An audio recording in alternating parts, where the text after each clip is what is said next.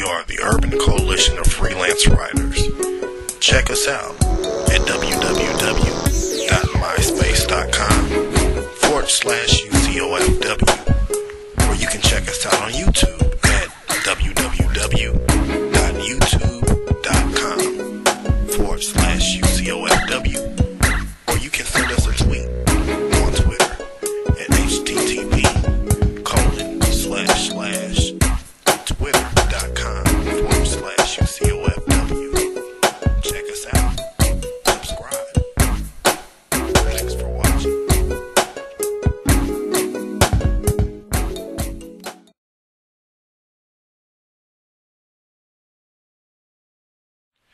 But getting back to the situation in Seattle, I think that's a horse of a different color, because you had these women that were jaywalking. Okay, jaywalking is technically an offense, but who actually writes tickets for jaywalking? That's the question.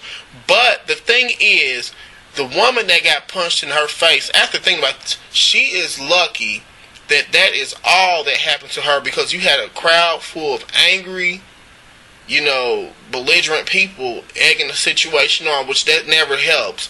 But, I think anytime you are taping a situation where you believe that there is foul play involved, like you mentioned in this article, that,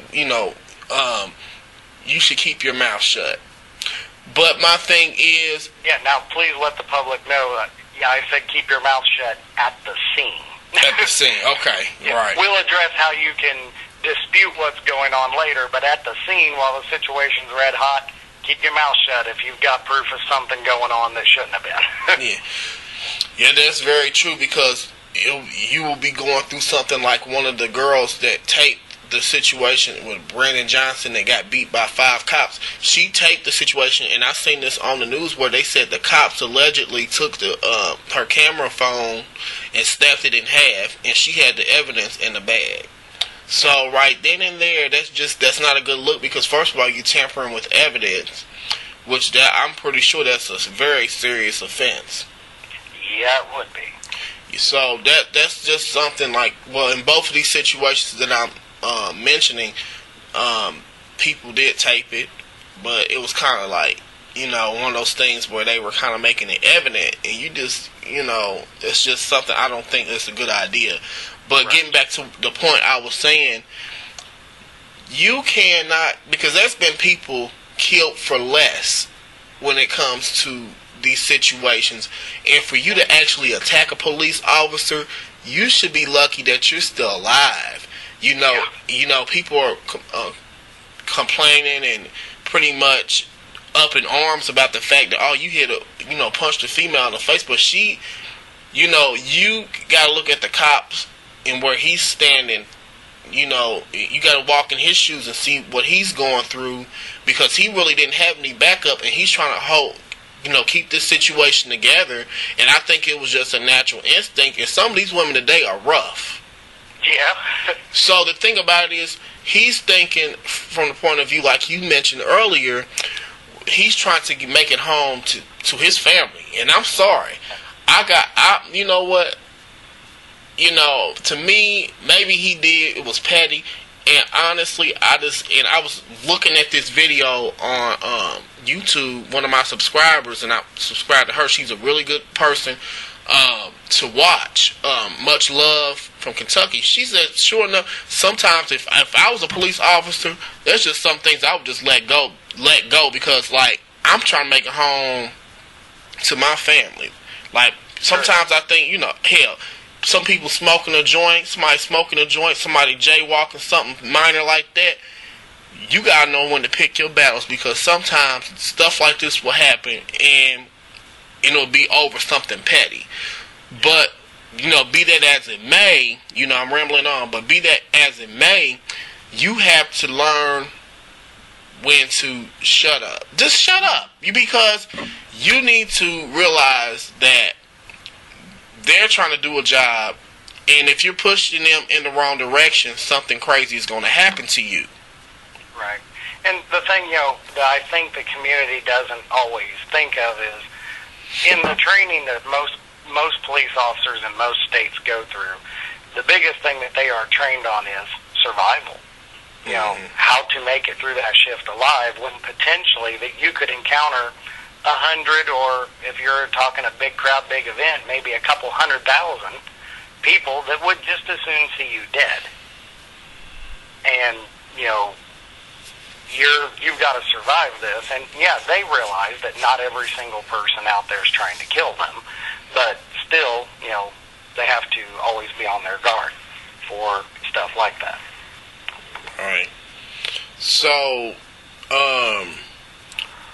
in your opinion, and we're going to get specifically into the case here in Indianapolis, what do you think went wrong on both sides, and how could it have been prevented from the information that you know and that you witnessed? From my perspective, and from what I have seen on the news articles and what I've seen, Indianapolis IMPD was involved with the brother of the kid that was brutalized.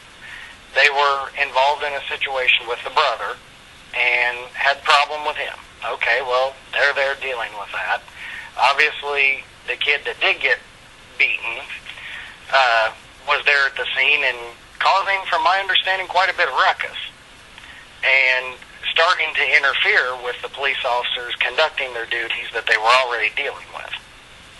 Then this results